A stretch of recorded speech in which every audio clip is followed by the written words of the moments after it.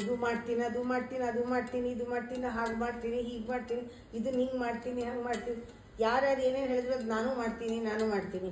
Music ಹೋಗ್ಬಿಟ್ಟು ಬಂದರೆ ನಾನು ಮ್ಯೂಸಿಕ್ ಹೋಗ್ತೀನಿ, ನಾನು ಡ್ರಾಮಾಗೆ ಹೋಗ್ಬಿಟ್ಟು ಬಂದರೆ ನಾನು ಆ್ಯಕ್ಟರ್ ಆಗ್ತೀನಿ, ನಾನು ಇನ್ನೊಂದಾದರೆ ನಾನು ಅದು ಮಾಡ್ತೀನಿ, ಸೋಷಿಯಲ್ ಸರ್ವಿಸ್ ಎಲ್ಲ ಹೇಳ್ತಾರೆ ಕೆಲವರು.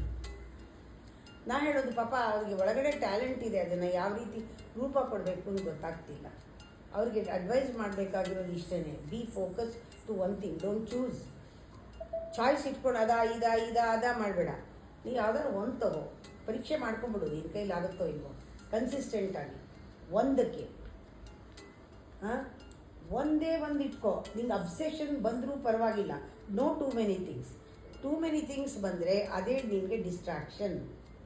ಸೇ no to distraction, focus one every day. ಅದನ್ನೇ ಮಾಡಿ, ಅದು ಚೆನ್ನಾಗಿ ಒಳಗೆ ಹೋಗಬೇಕು. ರಿಪೀಟೆಡ್ಲಿ ಆನ್ ಆ್ಯಂಡ್ ಆನ್ ಮಾಡ್ತಾನೇ ಬನ್ನಿ. 48 days ಮಾಡಿ. ಅದು ನಿಮ್ಮದಾಗಿದ್ದರೆ, ಸೂಟ್ ಆಗಿದ್ದರೆ ಅದು ಅದ್ಭುತವಾದ ರಿಸಲ್ಟ್ ಬರುತ್ತೆ. ಅದು ಸೂಟ್ ಆಗಿಲ್ಲದಿದ್ದರೆ ಆವಾಗ ಬಿಡಿ, ಆ ಕಲ್ತಿರೋ ಇದೆಲ್ಲೂ ಹೋಗಲ್ಲ. ಅವಾಗ ಇನ್ನೊಂದು ಮಾಡೋಕ್ಕೆ, ಇನ್ನೊಂದು ಫೋಕಸ್ ಮಾಡೋಕ್ಕೆ ಶಕ್ತಿ ಬರುತ್ತೆ. ಅದೇ ಬ್ಯಾಕ್ಗ್ರೌಂಡ್ ಆಗುತ್ತೆ, ಅದೇ ಪಾಠ ಆಗುತ್ತೆ.